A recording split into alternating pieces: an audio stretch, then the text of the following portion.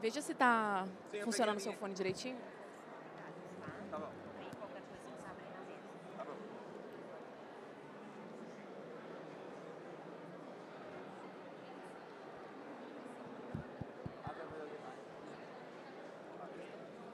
Tá tudo certinho? Conseguiu escutar bem? Sim. Eu achei essa tecnologia formidável, gente. Fora Lula 1-2, fora Lula 1-2. Bom, pessoal, já vou começar para a gente não se estender, porque hoje a gente tem vários painéis, assim, né, uns seguidos do outro. Inclusive, agradecer a presença de todos vocês aqui desde o horário da manhã. Eu vejo figuras aqui que estão literalmente desde as 9 ouvindo aqui os nossos debates, os nossos compromissos que a gente tem firmado ali em Brasília. E muito obrigada pela presença de vocês, né? Eu me chamo Ana Luísa, eu sou coordenadora de mobilidade, logística e serviços pelo Instituto Livre Mercado. Vocês ouviram, né, o que nós somos e o que nós fazemos, né? A gente trabalha para contribuir no debate público com pautas que impactam diretamente a economia, de forma real, né? Então, assim, principalmente o que está sendo discutido no Congresso Nacional. Hoje a gente sabe que o país tem vivido um momento ali muito decisivo para a forma que a gente pensa no trabalho hoje, né? Então, de um lado, a gente cresce o debate do fim da escala 6 por 1, né, com uma proposta de melhorar o bem-estar, a integridade física e emocional das pessoas, para equalizar ali a vida pessoal e profissional. E do outro, avança a discussão sobre regulamentação do trabalho por aplicativo, que busca criar regra para motoristas e entregadores em um setor que é marcado pela flexibilidade. Apesar de diferentes, né, essas duas pautas elas têm algo em comum. Ambas delas tratam com a ideia de redesenhar o mercado de trabalho, né, em um contexto de mudanças tecnológicas, em um momento que a gente vive uma alta de informalidade e baixa produtividade também. Isso levanta duas questões importantes para a gente, né, assim, dois questionamentos que a gente tem relevantes. Que, primeiro, é que o fim da escala 6 por 1 ela pode impactar ativamente as nossas atividades no nosso dia a dia, né? Assim, ele pode aumentar custo, pode impactar os pequenos negócios e até acelerar o processo de automatização dos serviços. Isso é um fato, o mundo vive isso. E, do outro lado, a gente já tem a questão da regulamentação dos serviços, né, de aplicativo, que tenta equalizar ali um agasalho social com o que é a ideia do modelo de negócio, que é o modelo de flexibilidade, né? Então, assim, e no fundo, o que a gente tem hoje, de fato, o que a gente está discutindo é algo muito maior, né? Assim, qual que é o papel, de fato, do Estado como uma organização, para organizar esses novos modelos de negócio, né? Esses novos modelos de trabalho. Até onde faz sentido regular ou não, e a partir de que ponto isso pode acabar reduzindo as oportunidades de emprego, de dinamismo econômico e etc. Né? Assim, então é um debate complicado, ele é difícil porque são pautas extremamente populares, né? Os parlamentares, assim, o Marcon, ele é um deputado extremamente combativo, né, no Congresso Nacional, e mesmo assim a gente sente a sensibilidade, né, do público, né, do retorno que a gente tem sobre essas pautas que são tão sensíveis, né? E a nossa ideia, né, realmente é trazer esses três convidados de peso aqui que a gente tem aqui hoje, né, que é o deputado federal Maurício Marcon, o deputado estadual Felipe Camozato. Camozato, Com dois desculpa, E's de Zema, um T de trabalho. boa, e também o empresário Sandro Zanetti, né? Então, assim, a gente vai hoje estar debatendo um pouco mais nesse painel, tirar essa ideia de slogan, né, de discutir, trazer mais profundidade para um tema que está hoje no cerne da discussão do Congresso Nacional. A gente tem hoje a tentativa do governo de pautar uma urgência de plenário para discutir escala 6 por 1. Semana que vem o Hugo Mota está prometendo votar a regulamentação de trabalho por aplicativo. Teve um extensivo debate numa comissão especial para tentar regular essa atividade econômica e hoje os trabalhadores não estão satisfeitos, as empresas vão ser muito penalizadas, então tem muita dificuldade de conseguir entrar num acordo muito efetivo sobre como vai ser essa regulamentação. E para isso eu convido, né, os três para exporem um pouco mais das ideias de vocês, né? Eu queria saber a opinião de vocês em como o Congresso, né, assim, e até o público, né, geral, até influência, deveriam se posicionar acerca da discussão nesse momento, né? Existe, de fato, né, Marcon, ambiente político preparado para tratar dessas mudanças com responsabilidade? E até que ponto pautas de forte apelo popular podem acabar escondendo seus efeitos reais, os efeitos reais, né, do mercado de trabalho, né? Sobre renda, informalidade, liberdade de trabalhar, né? Assim, então, queria saber um pouco da tua opinião, deputado. Bom, primeiramente, boa tarde, agradeço aí o convite. Vamos direto ao que interessa, né?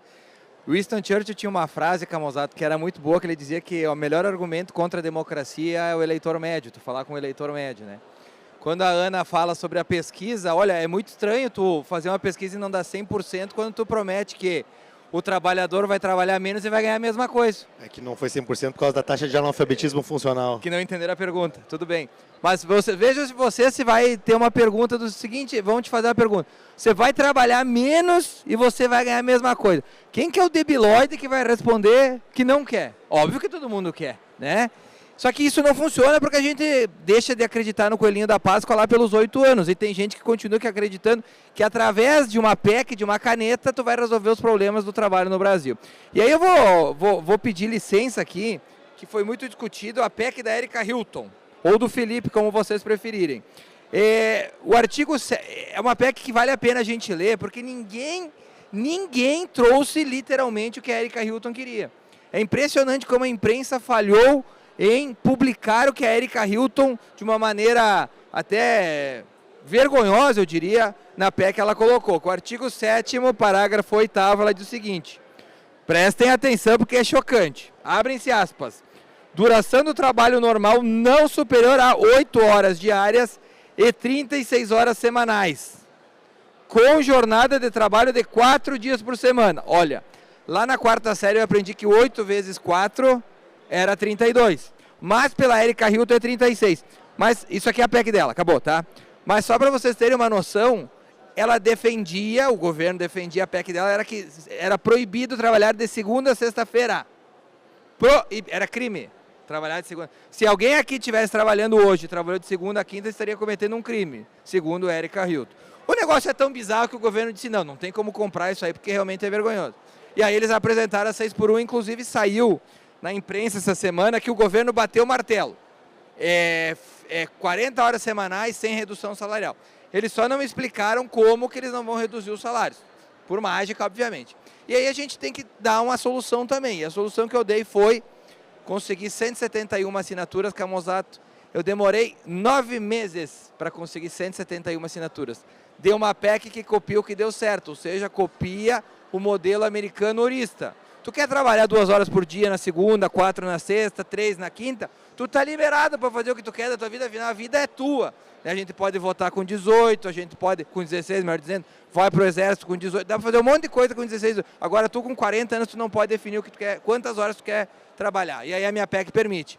O lobby lá em Brasília é tão grande que a minha PEC demorou 9 meses e a PEC da Erika Hilton demorou 2 dias para conseguir as assinaturas. E aí vocês vejam que na discussão do fim da jornada 6x1, que a minha PEC termina com a 6x1 para quem não quiser trabalhar, o Hugo Mota, como eu não sou do grupelho de centro lá, ele não colocou para ser discutido, mesmo com o Paulo Aze, que é o relator, pedindo para ele pessoalmente para colocar e várias entidades pedindo. Então assim, meus amigos, o que a gente tem hoje no Brasil são 2 públicos, um público que entende que não se cai dinheiro do céu e que produtividade não se aumenta através de canetaço, e o outro que tenta vender sonhos que nunca se materializam. Perfeito, né? E até complementando essa fala do Marcon, a gente como instituto, a gente apresentou um requerimento de apensamento da matéria, né, da PEC do Marcon, para ela ser discutida simultaneamente, até para o relator poder emitir um parecer, né? Porque a PEC dele, se você até puder explicar um pouco mais sobre a sua PEC, Marcon, que ela fala ali sobre a flexibilização, né, de horas, assim. Em 10 segundos. Sim. Se mantém os direitos trabalhistas, que há uma discussão se FGTS, férias, é cláusula pétrea, tá? A maioria diz que sim, então se mantém de uma forma proporcional às horas que a pessoa quiser trabalhar. Basicamente é isso. O que vai acontecer com a 6x1 terminando? A pessoa que precisa trabalhar no sábado para complementar a renda, ela vai estar proibida, ela vai para o mercado informal, isso vai gerar ainda um problema na questão da Previdência. Então, a própria Erika, quando foi dar uma entrevista na Globo News, foi questionado para ela qual foram os estudos que ela fez para apresentar uma aberração dessa. E ela diz, não, a gente não fez estudo nenhum. Ou seja, eu também, Camusato, vou propor que o salário mínimo vá a 100 mil reais. e vou criticar quem for contra. Aí se tu fizer uma pesquisa na rua e disser, olha, tu é a favor que o salário mínimo vai a 100 mil, vou ter 100% de apoio. Então, o que falta nos políticos, muitas vezes, é o comprometimento com a próxima geração, ao invés da próxima eleição. Não, perfeito. Eu queria saber um pouco da sua opinião, Felipe, sobre o impacto ali da 6x1. Hoje, popularmente, a gente não tem números muito claros, né? A gente estava conversando isso internamente, de impactos, dados assim, né, para os setores, mas a gente sabe que existe um risco gigante, né, ali, principalmente para os setores de mão de obra intensiva, né? E eu queria saber assim, o teu posicionamento, a ideia aqui para o setor empresarial de Porto Alegre, assim, um impacto exponencial, se você já recebeu, né, hoje empresários preocupados com essa discussão hoje. Bom, boa tarde, prazer estar aqui com o Sandro, com o Marcon, também contigo, Ana. E, assim, já recebi, aliás, isso tem sido pauta de boa parte das entidades empresariais. Semana passada eu estava lá na terra do Marcon, na SIC em Caxias, e uma das pautas da SIC Caxias era a escala 6x1. O que vai acontecer? O Marcon é um excelente parlamentar, um grande amigo de longa data, aliás, e a PEC do Marcon demora 7 meses, 9 meses, para juntar 171 assinaturas. E aí tu falou uma coisa curiosa, né? Que foi por causa do lobby lá em Brasília, em 2 dias a Érica conseguiu assinaturas. Mas é curioso, né? Que o lobby que eu sempre escutei era de que, né, os grandes banqueiros, as grandes empresas, os capitalistas, eles fazem um lobby e controlam Brasília. Peraí, mas não são eles que estão reclamando que não querem a aprovação da 6x1? Não é justamente as entidades empresariais? Não, cadê o lobby, né? Porque uma das coisas que eu aprendi depois que eu saí da empresa e virei político lá em 2016, quando eu saí eu era sócio de um grupo empresarial de serviços ambientais, tínhamos lá 80 funcionários, e eu saí da sociedade quando me elegi vereador em Porto Alegre pelo Partido Novo, naquela primeira eleição do Novo. Naquela ocasião, eu cheguei no plenário, e a primeira coisa que eu notei é que boa parte dos meus colegas vereadores não faziam a menor ideia do que era ter uma empresa, assinar uma carteira de trabalho, ter que negociar com o sindicato de salarial, ter que fazer o cálculo de imposto sobre os produtos comercializados. E isso acontece também na Assembleia e acontece também no Congresso. Boa parte do colegiado do Congresso Nacional são pessoas absolutamente desconectadas com o mundo real, com a vida de quem produz riqueza, de quem paga a conta. E isso, num planeta onde, ou num país onde Erika Hilton adora falar em lugar de fala, o Congresso não tem lugar de fala para discutir fim da escala 6x1. Não tem. Aliás, a Erika Hilton sequer tem lugar de fala para falar sobre trabalho. Não tem lugar de fala para falar sobre trabalho. Também não tem lugar de fala na Comissão das Mulheres, por aí vai, mas enfim. A questão é, como é que a gente resolve esse negócio, né? Eu, particularmente, acho que está muito correto o trabalho do Instituto Livre Mercado, também das entidades empresariais, em tocar isso para a rua. Pautar a imprensa, mandar empresário, economista fazer um terror, né? Como diz aqui no Rio Grande do Sul, criar um tendel. Tem que tocar o terror, dizer que vai demitir todo mundo, dizer que vai ter crise, que vai assim, já todo mundo maior de idade aqui, soca no rabo dos caras, entendeu? Porque se não chocar, não vão se dar conta. E eu ainda acho que isso serve também para que aconteça aquilo que eu acho que vai acontecer, que é o governo não vai botar a votação esse projeto.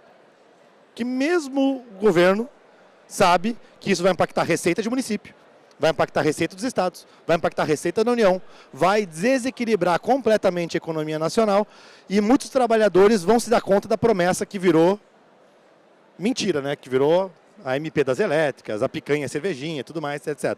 Então, para o PT, para a Erika Hilton, para essa turma, politicamente vale muito mais o argumento de que estão defendendo do que o projeto aprovado. Inclusive, vale para a eleição, chegar na eleição dizendo, se votar em mim, o sonho será realidade. Agora, eu não posso sair falando isso em vários ambientes, e o Marcon também não, porque senão a gente desmobiliza o setor produtivo, que vai dizer, então beleza, então eu não preciso mais lutar por isso aqui, vou lutar pela outra pauta. E aí a profecia não se realiza. Aí pode ser que realmente se aprove mesmo, e todo mundo acha que está tudo tranquilo, né, Marcon? Não, perfeito. Acho que você conseguiu pontuar de forma muito precisa, né, a situação no Congresso Nacional. Né? Hoje a gente pode falar muito claro. Deixa eu só fazer um complemento de 5 segundos. Super à vontade. Só para vocês entenderem como é que é Brasília. Teve um projeto da Erika Hilton que chegou aí a plenário que ela obrigava todas as empresas com mais de 100 funcionários a ter 3 moradores de rua contratados. Aí eu subi na tribuna e eu perguntei, Érica, quantos tu tem no teu gabinete? Ela me chamou de machista, cara. Aí no fim, isso tá nos anais da casa. Só para vocês entenderem o nível de imbecilidade de parlamentar que a gente tem no Brasil. Isso é um imbecil completo. Mas isso é típico do PSOL. Quando eu entrei na Câmara de Vereadores de Porto Alegre, a então vereadora Fernanda Melchiona, que hoje é colega da Érica Hilton na bancada do Congresso Nacional, tinha apresentado um projeto, Ana, que era para dar desconto do ISS para empresas que tivessem 5% de travestis nos seus quadros. Aí eu fui pesquisar na cidade de Porto Alegre quantos travestis tinha. Não tinha 1%. Aí eu falei, bom, eu como sócio de empresa vou me declarar travesti para conseguir ter um benefício fiscal. Ponto. Então, assim, eu falei com a Fernanda Melchiona, Fernanda, quais são as suas ideias para multiplicar os travestis, para conseguir fazer com que se reduza a carga tributária? Eu disse, cara, essa galera vive em outro planeta. Estão interessados, por favor. Exatamente, né? Não, uma pesquisa mostrando que faltava morador de rua para as empresas. Ou seja, até a logística, as empresas iam ter que importar morador de rua. Vocês estão rindo, esse projeto existiu. E ele foi aprovado sem obrigatoriedade. Nós tiramos a palavra obrigatoriedade do projeto. Mas ele existiu e foi aprovado. Esse é o nível da Érica Hilton. Conseguiu errar 4 vezes 8 na PEC dela. E é por isso, pessoal, que eu reforço a importância de a gente ter um parlamentar, um deputado federal como o Maurício Marcon, né, que tem coragem de subir na tribuna e falar verdades difíceis de engolir. Né, assim, ele, de fato, é esse cara. Né, e correlacionando muito com o que a gente está conversando, né, o cenário hoje no Congresso sobre essa questão, né, do lobby político que existe em torno dessa pauta, é que isso correlaciona muito com o momento que a gente está vivendo agora, né, o momento eleitoral, uma pauta extremamente populista, né, então assim, e é uma pauta de muita sensibilidade para a grande maioria dos parlamentares estarem debatendo, porque de fato é complicado a gente falar sobre uma jornada de trabalho hoje que ela é extensiva, ela é dura, né, mas a gente precisa ver com realidade os impactos que isso vai ter hoje para o nosso, todo esse sistema operacional que a gente tem aqui no Brasil, né. Então, assim, hoje a gente vê no Congresso Nacional uma mobilização dos líderes partidários frente a essa matéria para assegurar. Se querem debater isso, que a gente debata com responsabilidade. Seria uma reforma trabalhista 2.0? Não sei, mas é algo que a gente precisava rever. E a mídia, a imprensa está empurrando o goela abaixo dos parlamentares e pressionando eles a se posicionar a fim de engolir uma visão ideológica, né, para a janela ali do governo, para conseguir janela eleitoral para uma pauta que é sensível, sabe? Inclusive, eles tendem a querer condicionar a aprovação da escala 6x1 à desoneração da folha. Ah, se a gente desonerar, tá ok? Não, a gente tem que desonerar e ver como é que o setor fica. Mas isso não é um condicionante para a escala 6x1 avançar, porque o impacto dela a gente não tem nem números precisos sobre isso. Então, assim, é difícil, Marcon sabe muito bem como é que está sendo extensivo esse debate, a gente mal conseguiu a instalação da comissão especial para debater a PEC com Paulo Aze, né, que é um parlamentar de centro, mas que ele é ponderado, de fato, para conseguir equalizar as demandas do mercado e, de fato, as demandas ali do público do trabalho. Então, assim, a gente espera que nessa próxima janela, e eu espero que o Felipe esteja correto no posicionamento de que a gente não debata isso desse semestre, mas eu acho que eu não estou Não, debater vai ter pra caramba. O negócio é votar. Né? Não votar, no caso, né? Só que eu não estou tão positiva nesse sentido, porque quando o governo quer, ele empurra a goela abaixo, de fato. E os parlamentares, né, ficam ali à mercê dessa situação. E nesse sentido, agora eu vou convidar também o nosso colega Sandro Zanetti, né, empresário aqui de Porto Alegre, para falar um pouco também sobre esse impacto, né? Hoje ele é do setor, né, ele emprega muitas pessoas e eu acho que é impossível a gente falar um pouco sobre isso e não correlacionar também a um ponto que é muito preciso hoje na agenda do trabalho, que é a atualização do Simples, que é um debate que está sendo levado, arrastado no Congresso Nacional, porque as pessoas não querem falar daquilo que realmente tem efetividade. Eles querem falar aquilo que dá mídia, aquilo que viraliza, né? Não debater dores profundas do nosso país, né? Então, Sandro, por favor, fale um pouquinho aí para a gente do teu posicionamento. Uma boa tarde, Ana, deputados, ao público que está aqui assistindo. Eu represento o SINDA, que é o sindicato, sou um dos vice-presidentes de alimentação e hotelaria de Porto Alegre e Grande Porto Alegre. E realmente falar sobre trabalhar menos e ganhar mais é bem complexo, né? Porque eu vejo assim, muitos comentários no sentido, mas quanto que vai aumentar para o cliente? Quais são os custos que as empresas vão ter? vão ter, né, com essa escala, caso aprovada. Mas eu acho que a gente tem que ter uma outra visão, que é o ambiente de negócios antes disso. Ele é propício para se trabalhar menos e ganhar mais? Todo mundo quer trabalhar menos e ganhar mais. Eu venho do setor de alimentação, eu trabalho de segunda a segunda. Meus colaboradores trabalham uma folga por semana e um domingo por mês. É puxado? É. Mas a gente está pronto para isso? É claro que a gente não está. Se a gente pegar esse atual governo, eu acho que tem alguns pontos que são importantes destacar. O governo tirou o PERSE, que era um programa de incentivo criado no governo Bolsonaro. Se tirou. Agora está se colocando a NR1 no colo das empresas. Um assunto importante também, mas mais custo, mais gestão, mais burocracia. E o Simples, a atualização da tabela do Simples, ao qual o nosso setor hoje 80% usa esse regime tributário, ele está desatualizado desde 2018. Com uma defasagem de 83%, ou seja, só a inflação nesse período já fez com que empurrasse muitas empresas para fora do Simples, né? E como o nosso setor e muitos outros setores são grandes geradores de emprego, hoje o Simples ele emprega ele é responsável por 30% dos empregos no nosso país. E a arrecadação da União, o Simples representa somente 5%. Ou seja, o Simples arrecada pouco, perto do montante, mas ele é responsável por 30% dos empregos. E as empresas estão sendo empurradas. Um dado importante agora na virada do ano, 1.100.000 empresas foram intimadas a, ou vocês regularizem os seus débitos, ou vocês vão ser excluídos do Simples, né? E vão passar para o lucro real, lucro presumido. Que se isso acontece, as empresas quebram de fato por causa dos impostos de INSS e outros. Então, e hoje existe um PLP, o 108/21, eu até estou com ciúmes da Érica, porque como ela faz andar rápido as coisas lá, né? Nós estamos há 5 anos trabalhando nesse projeto. O Camozato, um incentivador, né? Foi uma das primeiras pessoas que a gente conversou aqui, porque esse projeto nasceu no nosso sindicato. Hoje ele tem mais de 60 entidades no Brasil que fazem parte, inclusive o Instituto é o nosso grande orientador lá em Brasília desse assunto. O PLP 108, ele já passou nas comissões, ele já passou na reunião de líderes, ele está pronto para ser votado. Deputado, agora ele vai ser destinado ao relator e ficamos sabendo essa semana eu tenho uma boa notícia para ti. A gente votou o dia da capoeira e o dia do artista de dança. Então tem outras pautas também que são relevantes lá. Mas tem mais um ponto que eu já gostaria de pedir atenção. E o Simples, ele é composto por empresas de EPP, pequeno porte, né, e as microempresas, que eles querem tirar do texto original as empresas de pequeno porte e as microempresas e deixar somente as EPPs, que pode empregar um funcionário só. Ou seja, os grandes geradores de empregos vão estar sendo deixados de fora. Então, eu acho que a discussão ela tem que ser um pouco assim, o ambiente é propício para se falar o ambiente socioeconômico, né? Para se falar de trabalhar menos e ganhar mais, não é. Eu acho que meus funcionários, acho que o piso da categoria é baixo, mas as empresas não podem pagar mais. Por quê? Porque no Brasil é caro empregar. É simples, é só ser mais barato empregar que a gente gostaria de pagar mais.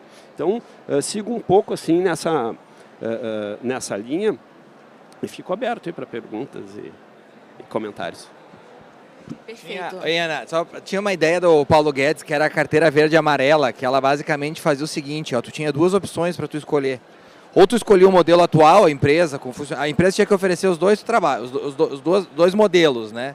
Que seria o atual, essa tragédia da década de 40, que como tu falou, um funcionário, ele ganha 2, mas ele custa 4, né? E esses 2 eles se perdem no caminho. Ou ele poderia pegar o modelo americano lá, que seria assim, tu não tem FGTS, não tem férias, não tem décimo, o dinheiro vai tudo para ti. Só que daí tu ganha 4. Aí vocês acham que o pessoal escolheu o quê? Escolheu outro, né? Daí, obviamente, travaram, porque você perde muito dinheiro no meio do caminho. Então, a gente tem métodos e modelos testados no mundo para implementar no Brasil, para a gente realmente dar um passo para o desenvolvimento. Mas a gente faz o contrário, né? Enquanto a gente vê, por exemplo, a Argentina flexibilizando a legislação trabalhista, e outra, ninguém é posto uma arma na cabeça para trabalhar. A pessoa ela trabalha porque ela quer, ela não existe mais sistema de escravidão, ela trabalha porque ela quer. Então assim, no meu ponto de vista pauta populista, vazia, sem nexo, sem estudo para perder tempo, custa caro porque a gente ganha muito lá em Brasília, tem um monte de assessor para ficar analisando uma bobagem dessa que não tem sentido nenhum, vai aumentar a informalidade, vai trazer problema no INSS, tu imagina, tu diz que tu trabalha de segunda a segunda, se tu for CLT, tu é um criminoso, mas tu quer trabalhar, não, mas tu não pode, não, mas não pode, é bizarro o que a gente vive no Brasil. E assim, não tranquilizando, mas assim, eu falei com o Paulo Aze e tal, há uma intenção no governo, qual que é? Muito clara, politiqueira. Qual que é a intenção deles? É de dizer que a direita é contra o trabalhador e por isso que a pauta não vai avançar. Ponto, usar politicamente. Se nós nos declararmos favoráveis como direita, eles tiram o pé porque eles também sabem que é uma insanidade. Eu pedi para o ministro do Trabalho lá, eu disse, o que nós vamos fazer com os enfermeiros, por exemplo? Jornada 12 por 36. Não me respondeu. Aí tu pede qual que é o estudo. Não me respondeu. Então assim, nós estamos entre um grupo pequeno assim. Esse governo, gente, é um bando de imbecil que vende história para quem quer ouvir história, mas que de trabalho e realidade não entrega nada. Mas é aquela história, aquela piada, né, de que todo dia sai um trouxa e um otário de casa de manhã, né? Quando eles se encontram, sai negócio. É a história do eleitor do petista e o candidato petista. Todo dia sai de casa. O cara disposto a mentir e o outro disposto a ser enganado. Agora, eu acredito que existe sim trabalhar menos e ganhar mais. Falou que era mágica. Não, no judiciário isso existe. E a mulher do Alexandre de Moraes está aí para provar também que dá para ganhar mais trabalhando menos. Tá? Então, sejamos francos. Essas mágicas acontecem. Agora sim, pensando no antídoto, né? Agora logo mais aqui depois desse painel, vou fazer um merchan aqui, né?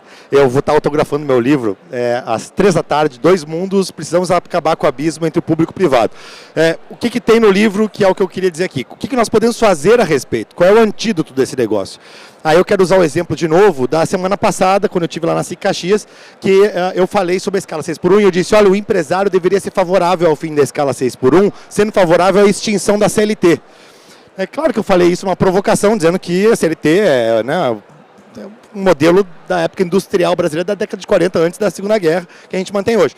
Bom, resumo da história, a Rádio Caxias estampou isso num post, abre aspas, deputado Camozado defende a extinção da CLT. Fecha aspas, 1.900 comentários me xingando lá. E no texto eles botaram, né, que o deputado defendeu que tinha que desregulamentar o trabalho, flexibilizar para que tivesse mais contratações, maior renda, blá, blá, blá, blá. O ponto como é que a gente pode gerar antídoto nisso? O pessoal faz isso porque sabe que essa mentira é contada e não tem ninguém para desmentir. Ninguém estraga a mentira dos outros. Então ele segue contando mentira e cada vez a mentira vai aumentando. A mobilização que eu peço a todos vocês e que eu chamo a atenção no livro é que para quem entendeu como é que a conta funciona, para quem sacou que era mentira, que estrague o trabalho do mágico, entendeu? De diga, olha só, eu estou vendo isso aqui. Vai lá no comentário e zoa o cara que está acreditando. Vai lá e curte o post, curte o comentário de quem está dando o antídoto lá, está vendendo remédio. Apoia a PEC do Marcon, diz, cara, o Marcon está trazendo uma PEC que resolve o problema sem populismo. Né? Ou seja, a turma que paga a conta, que entendeu a matemática, precisa participar. E às vezes a gente acha que só precisa participar quem está no Instituto Livre Mercado, ou quem está num veículo de imprensa, ou quem tem mandato. Não, a participação popular do cidadão, empreendedor, trabalhador, investidor, estudante, mas que entendeu o que está por trás, Sandro, ela é fundamental, inclusive para esse negócio do MEI da tabela do Simples. Né? O governo não quer saber da tabela do Simples. Aliás, um governo que cria o simples é porque sabe que o resto é complexo, né? Então, não, é tão ruim, tão complexo que nós vamos criar o simples. E aí os caras vêm e pedem o quê? Não, o Sandro e as empresas, atualiza a tabela do simples. O cara não quer atualizar, eu quero arrecadação. Se virem aí, né? Não me enche o saco, eu quero arrecadar mais.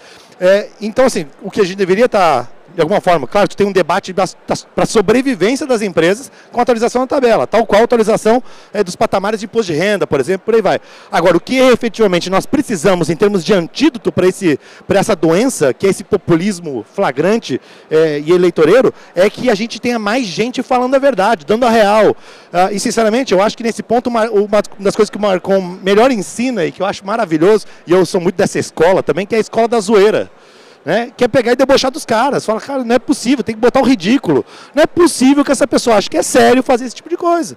Porque quando a pessoa é debochada em público, ela começa a se constranger a seguir replicando aquelas coisas absurdas, né? E a gente às vezes tem um pouco mais de postura, conduta, somos mais cortês, né? E às vezes a gente é muito cortês e dá muito respeito para canalha. Não dá. Nós temos que ser um pouco mais canalha também, né? E expor esses caras ao ridículo também para segurar essa onda de gratificar eleitoralmente quem é mentiroso e populista. Não, perfeito.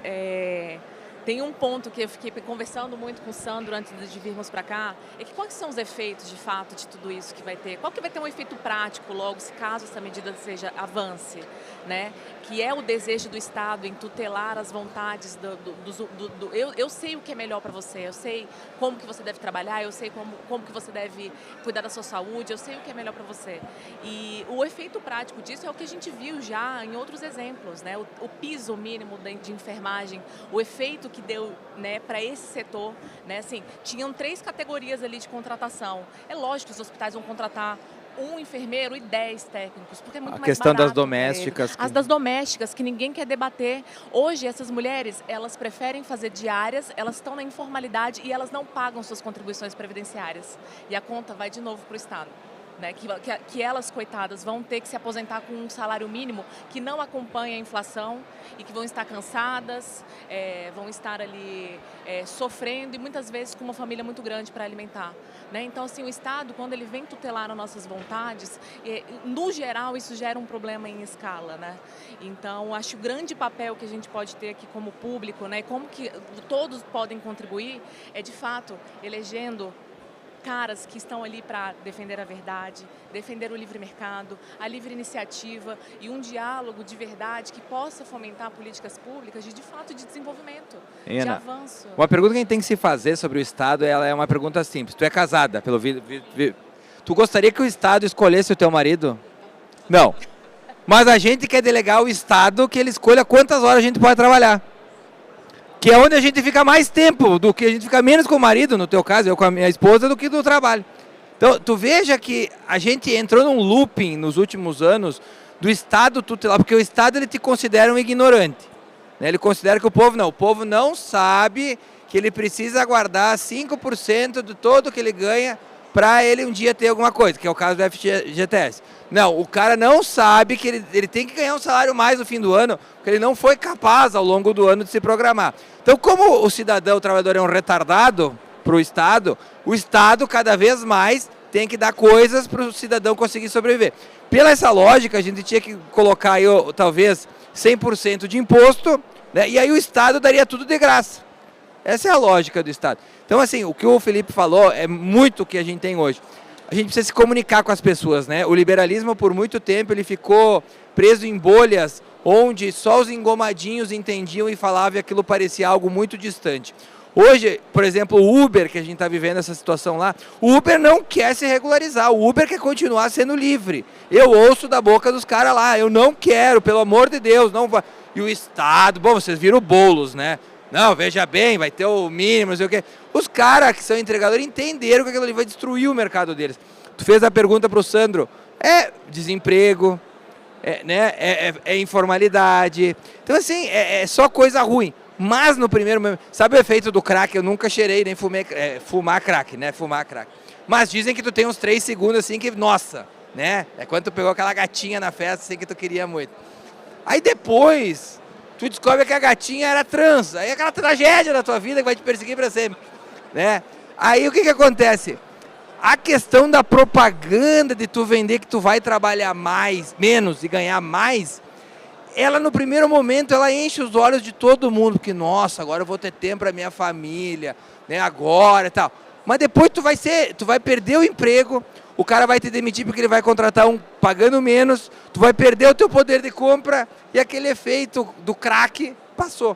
Então assim, a gente tem que ridicularizar, porque essas pessoas são ridículas. E quando a gente... Como é que um ser que ganha 34 mil reais por mês, que deve ter uns 20 assessores, inclusive 2 cabeleireiros, consegue escrever uma PEC onde 8 vezes 4 é 36? Esse é o nível. Se tu não ridiculariza um ser desse, tu vai continuar elegendo esse tipo de coisa. Então, assim, para quem chegou agora, eu li a PEC, literalmente, da Erika Hilton, e lá está escrito que tu só poderia trabalhar de segunda a quinta-feira e 36 horas ou 32, porque é só 4 vezes 8, a gente não entendeu muito. Então, assim, tem que ridicularizar, porque essas pessoas têm que ter vergonha do que elas fazem lá na Câmara dos Deputados. Mas, deputado, tem uma questão assim que o empresário é muito delicada para o empresário. Tipo, como é que o empresário vai se posicionar contra isso perante ao seu funcionário? Vocês são nossos representantes políticos, né?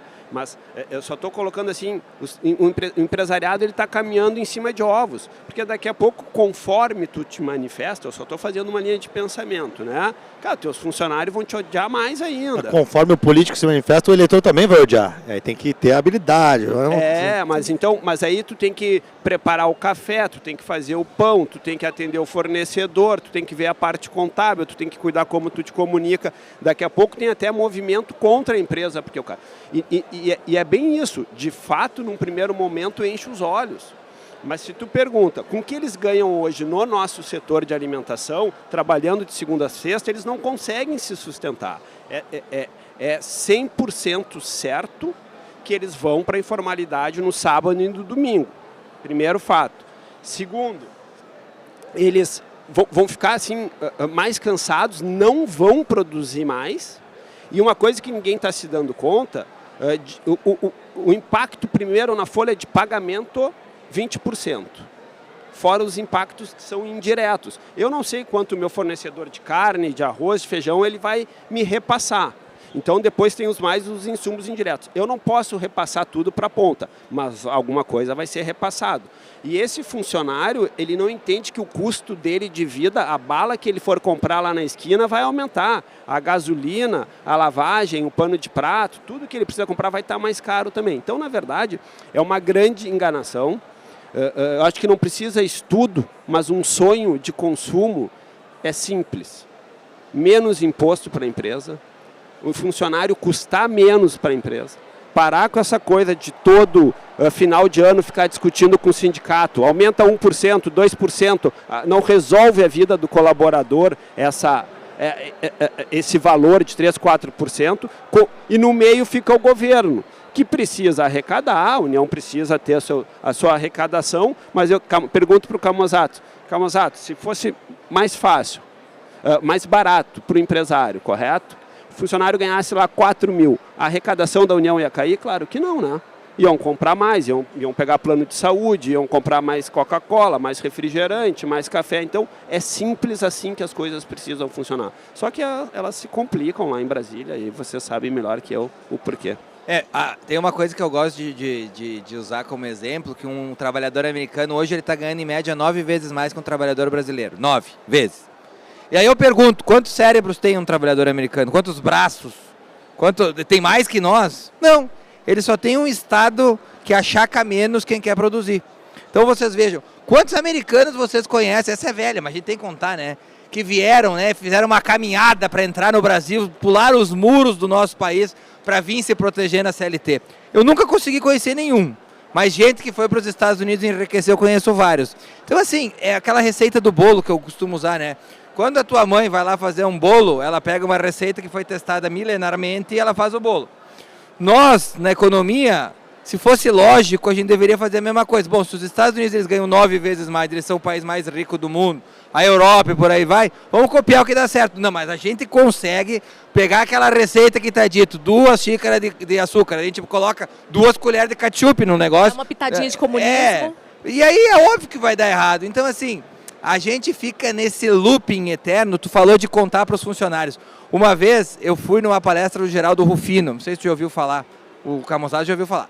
Ele era catador de latinha, enfim, hoje tem uma empresa ali que faz reciclagem, um cara muito bem sucedido. E ele falou uma coisa que eu nunca me esqueci, que é como tu conta a história. Na época ele usou o seguinte exemplo, estava se discutindo a época sobre a privatização da Petrobras, e ele disse o seguinte, olha, se nós fizermos uma pesquisa, você é a favor de privatizar a Petrobras? Tenho certeza que a maioria vai dizer que não. Mas se tu fizer a mesma pesquisa e disser, você é a favor de privatizar a Petrobras, desde que o custo da gasolina diminui em 30%, a resposta seria diferente. Como a pesquisa que foi mencionada no começo aqui, se você chegar para o trabalhador e disser, você topa trabalhar menos, mas você vai ganhar menos, eu tenho certeza que a resposta vai ser diferente. Agora, quando tu vende que o cara vai ficar em casa coçando o saco e vai ganhar a mesma coisa, é porque ele vai responder que sim. Então, assim, as perguntas também, a gente tem que saber, né, aquele remeleixo assim, da Carmen Miranda para chegar na pessoa e explicar para ela como que a coisa funciona. Porque se a gente vai muito no radicalismo, assim, de tu não explicar o A mais B, aí a Erika Hilton vai dizer que tem que contratar 3 moradores de rua para todas as empresas, que ela tem razão. Não, maravilha. A gente vou falar só muito brevemente, tá, gente? Porque para a gente não se estender e finalizar no horário certinho, a gente acabou não falando muito sobre regulamentação de trabalho por aplicativo. Então, só para contextualizar para vocês como é que está o cenário hoje no Congresso Nacional, houve um debate em 2022, né, do governo Lula para regulamentar essa atividade econômica. Eles apresentaram um projeto de lei que foi rechaçado pelos trabalhadores e ele teve muita dificuldade de avançar. Então, logo depois disso, o deputado Luiz Gastão apresentou um novo projeto de lei e esse projeto de lei foi instalado uma comissão especial para debater o tema, né? Hoje o relator é o deputado Augusto Coutinho e ele está escrevendo um relatório que vai regulamentar tanto o delivery quanto o trabalho por aplicativo, né, de transporte mesmo, de pessoas. E esse é um projeto que teve um extensivo diálogo, uma participação muito ativa do Instituto Livre Mercado, do deputado Marcon, sendo bastante combativo nas audiências públicas e na discussão acerca desse projeto, porque ele estava regulamentando demais, tutelando demais essa atividade econômica. E isso teria um impacto exponencial assim, para as empresas, para o trabalhador, para o consumidor final. Hoje o projeto, saiu um novo relatório essa semana, tá, Marcon? Depois eu te dou um panorama geral, mas ele melhorou substancialmente. Ele tem muitos pontos de atenção, sim, que a gente deve rever, onde ele colocou o TST como um intermediador de resolução de conflitos, que dá uma complexidade para o tema. Ele ainda tem tabelamentos de preço, ele bota uma tarifa mínima para o delivery, que vai impactar para o consumidor final, vai ficar ainda mais caro o serviço. Ele dá a contribuição previdenciária para esse trabalhador. Mas, pasmem, apesar de tantos pontos ainda difíceis e que para o Instituto Livre Mercado ainda são penosos e que a gente vai criticar ativamente, o projeto ele melhorou substancialmente do que ele era antes. Eles estavam praticamente estabelecendo o vínculo empregatício entre as empresas que são intermediadoras de tecnologia e esses trabalhadores. E elas iam ter isso ia haver um enquadramento jurídico de CLT entre eles. As empresas não são donas dos carros, não são donos das motos, eles não podem ter essa natureza jurídica, né, por serem intermediadoras. Então, assim, a gente ainda vai debater isso. Conto muito com o Marcon ainda nesse debate. Pode ser que o Hugo Mota paute esse projeto na semana que vem para votar. Ele está pressionando bastante por conta do ministro do Trabalho. A tendência é que esse projeto avance, mas que ele avance de forma que não seja tão rígido, para que a gente não tenha impacto como consumidor, como trabalhador, porque a gente conhece, né, gente? Curva de Laffer, janela de Overton. Se você aumenta o preço das coisas, as pessoas naturalmente deixam de consumir. Eu não vou pagar R$12 no açaí e R$15 na entrega. Eu vou desistir dessa compra. É simples esse fato. Então, mas para dar um panorama para vocês, o deputado Marcon apresentou, o PLP ele não recebe emendas, né, mas o deputado ele contribuiu ativamente com esse projeto, ele obstruiu a comissão especial quando o projeto ele era horrível. E foi penalizado também por algumas críticas, né? Por ser uma pauta também popular, onde alguns da categoria não entendem o impacto, né? Sindicalistas. Na realidade, quem quer é o sindicalista, o trabalhador não quer. Quando ela fala em obstruir, o pessoal às vezes não sabe o que é obstruir, Camosata. É gritaria. É gritaria, é barraco, é discussão, é ir na frente do relator, pegar o papel, rasgar, fazer vídeo, gritar, chamar a rede social. Isso é obstrução. Parece que não, são todos civilizados na Câmara. Esse projeto de CLT via aplicativo só não foi aprovado pela gritaria. Inclusive tu estava aquele dia da salinha pequena lá, né? Tava. Nossa senhora, gente, fui xingado também. Vocês imaginem que no projeto tinha, pelos sindicalistas, né? No projeto ia ter que ter um centro de descanso, né? Só que a cada quilômetro. Era um negócio meio absurdo. Aí eu disse, o cara que mora lá em Xique-Xique, na Bahia, e opera, como é que ele vai fazer? Vai ter um centro de descanso para 2 trabalhadores que estão lá em Xique-Xique, na Bahia, para entregar. Aí, é umas bizarrices, porque o que acontece? O que o parlamentar de centro que considera o seu eleitor um imbecil faz? Ele tenta colocar coisas lá para depois ele vender na campanha. Por exemplo, olha, eu coloquei o quilômetro mínimo a R$40. Porra, né? O cara pensa, vou ganhar 40 pau pra, né, fazer 1 quilômetro aqui. Mas que isso é totalmente impraticável e não se importa. Então nós, eu e o Camozato, que somos os parlamentares aqui, acompanho também o Camozato desde 2016, aliás, é um exemplo, ele sabe disso. A gente tem que estar toda hora lá mostrando pro cara, tchê, olha aqui, ó, tu vai quebrar com os caras. Não, mas então é 20 o quilômetro. Não, mas não dá, cara, não dá. E aí ele já fica puto porque ele queria vender aquilo como algo positivo pro eleitorado dele que ele quer enganar. Então lá é uma briga não é nem do bem contra o mal, é da racionalidade contra a irracionalidade. E é isso, todo projeto. Teve um outro projeto do Uber, só eu vou terminar. Mas prestem atenção que vocês vão dar risada. Comissão de Aviação e Transporte, projeto do deputado. Pasmem. Criminalizar o Uber que não tivesse troco em espécie. Ou seja, se você entrasse com R$20 no Uber, a corrida desse 15, e ele não tivesse R$5, é verdade, não tivesse R$5 para ele te devolver, isso era um crime, você ia poder chamar a polícia e o cara ia ser responsabilizado.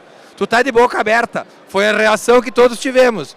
E eu consegui enterrar esse projeto lá na comissão. Então, as comissões servem muitas vezes, pessoal. Às vezes o pessoal diz que comissão não serve para nada. Serve para nós enterrar essas coisas ridículas. Eu tenho certeza que o Camusato deve ter mais 10 exemplos de projeto ridículo que ele enterrou ao longo da vida. Mas esse foi um que era engraçado. E, pessoal, não é puxando aqui saco do deputado Marcon, mas pensa num deputado que ajuda a gente nas comissões temáticas que a gente tem no Congresso Nacional. Ele é praticamente o único que ajuda a gente nas pautas da Comissão de Comunicação. Esses tempos a gente precisou tirar de pauta uns projetos assim absurdos que estavam lá dentro.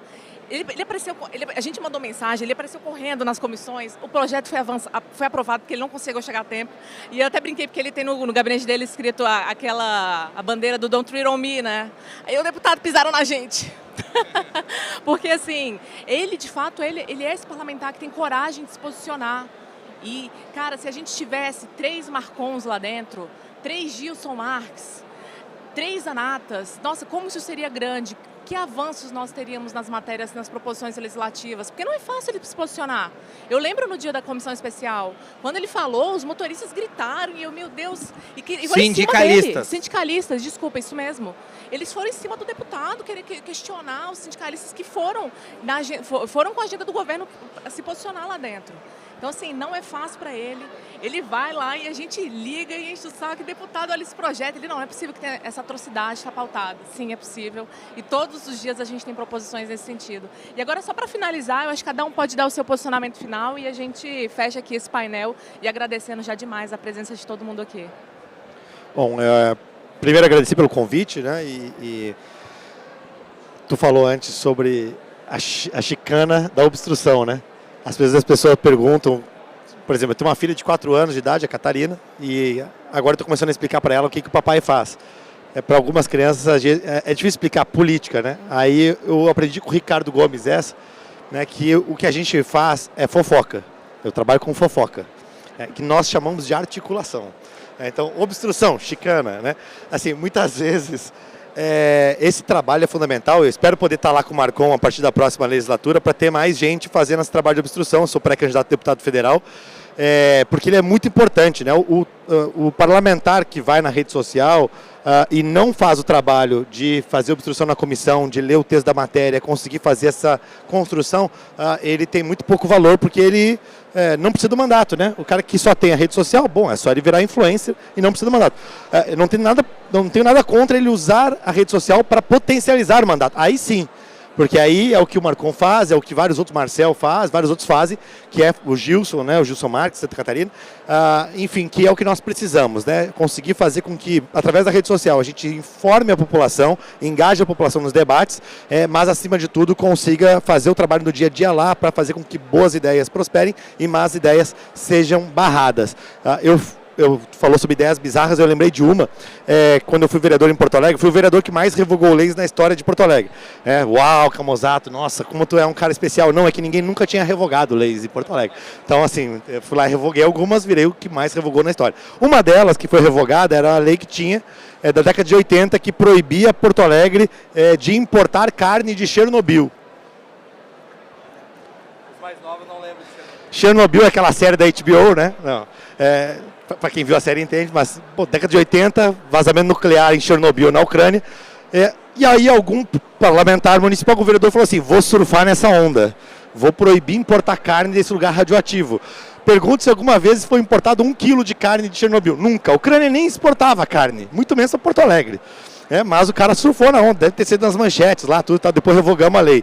Não porque tinha uma proposta também para importar carne de Chernobyl, não tinha, mas assim, é o tipo de coisa que a gente acaba encontrando na política. E eu quero finalizar só dizendo, falei bastante sobre como é que a gente lida com gente mentirosa e canalha, né, que usa esse tipo de populismo para ganhar voto e depois não entrega nada prático para a população. O Nelson Ramário tem uma frase que eu gosto muito, Nelson Ramário estava aqui assistindo a gente, presidente, recita uma posse do Sinda. Presidente do sindicato. Exato, do Sinda de Porto Alegre. Mas o Nelson Rodrigues tem uma frase célebre que é concedida a ele que eu acho maravilhosa, que é a seguinte: se os homens de bem tivessem a ousadia dos canalhas, o mundo estaria salvo. Então nós temos que também ser um pouco canalha para contrapor essa canalice que é muitas vezes a política brasileira. Então contem conosco para sermos também um pouquinho canalhas, mas para o bem, né? Então obrigado pelo espaço. Eu gostaria de aproveitar o espaço para pedir ao deputado Marcon, deputado, a gente precisa de ti na questão do PLP 108/21, ficar de olho porque eles estão querendo passar somente as MEIs, né, e tornar isso uma pauta populista. E o que de fato realmente a gente precisa é que o texto passe por completo com as empresas de pequeno porte e as microempresas. Então, gostaria de pedir atenção, e não só dos deputados, e sim da população em si, que não sabem, né? A pauta da escala 36 para a redução de escala, ela é populista, todo mundo fica sabendo, tem vídeo, tem aquilo. Agora ninguém sabe que a tabela está desatualizada, que as empresas são excluídas e que é uma briga diária manter o seu negócio aberto, né? Porque a pauta ela não é populista. Então, gostaria de pedir o apoio e uma atenção sobre o PLP 108/21, para a gente poder gerar mais emprego, prosperar nos nossos negócios, formar pessoas, gerentes e assim por diante. Muito obrigado pelo espaço e parabéns ao Instituto do Livre Mercado. Assim, para mim, que trabalho com vocês há 3 anos, tem sido assim uma grata surpresa o trabalho de todo o time por pautas que geram uma super economia, assim, super aquecida. Obrigada. E, gente, eu finalizo esse painel com uma frase de Deixa eu dar tchau, né? Sim. Deixa eu dar tchau. Não, Por favor, deputado. Não, eu só quero agradecer, né? Porque eu já queria finalizar. Eu vou dar tchau. Então, muito obrigado aí quem participou, teve paciência de me ouvir. As histórias às vezes são hilárias, mas fazem parte do nosso dia a dia. Só para a questão foi votada esses dias, né? A urgência da questão da tabela. E eles venderam como se isso já tivesse sido aprovado o projeto para as pessoas, né? Porque realmente eles consideram que as pessoas são imbecis. E aí foi lá eu gravar o vídeo, fiz um tweet dizendo, olha pessoal, isso aqui é para enganar os trouxas e tal e tal e tal. Então assim, a questão de ser canalha, que é uma palavra forte, mas ela é verdadeira. De a gente jogar na mesma moeda que os outros jogam para que as pessoas consigam fazer através das informações que elas têm o seu juízo. Antigamente nós tínhamos a informação advinda basicamente os jovens que estão aí não lembram, mas nós nos informávamos pelo Jornal Nacional. Pensa a tragédia que era. Né? O Bonner falava que a Terra era quadrada, nós aplaudia. Né? Não, tu está dizendo que não, mas é verdade, né? Nós os mais velhos. Mas hoje não, hoje a gente tem o celular, tem as informações, a gente consegue ponderar, vir aqui, ouvir o outro lado, para que a gente não seja um idiota útil como eles queriam que a gente fosse. Então, parabéns aqui, eu acho que esse painel é muito legal, o que acontece aqui, e serve para a gente ter uma maturidade como ser humano, para não ser tapeado. Perfeito, muito obrigada a todos, obrigada deputado Marcon, Camozzato, Sandro. E, gente, eu fecho esse painel com uma frase do nosso querido Roberto Campos, né? Que ele, quando ele chegou no Congresso Nacional, uma das frases que ele sempre usou é que ele acreditava que ele ia chegar lá para fazer o bem. E ele falou que talvez o máximo que ele pudesse era evitar o mal. Né? E é isso que os nossos parlamentares hoje fazem ativamente, né? O deputado Marcon faz isso com muita maestria, com muita tecnicidade e com muita verdade. Camozzato também aqui, né, na Assembleia, e a gente espera poder contar com vocês aí como porta-vozes mesmo, né, de nós, né, do público geral, da população, para que pautas propositivas avancem e pautas negativas sejam barradas ativamente no Congresso Nacional. Obrigada, viu, pessoal? Muito bem, então é uma coceira aqui. Nota 10. Mas se a gente fosse irmão, acho que ia funcionar. Por causa da nós dele trabalhar aqui, é verdade. Essa do Uber, cara, eu antes de gente rir. Valeu, Crisada! Criminalizar o cara que não tinha sido.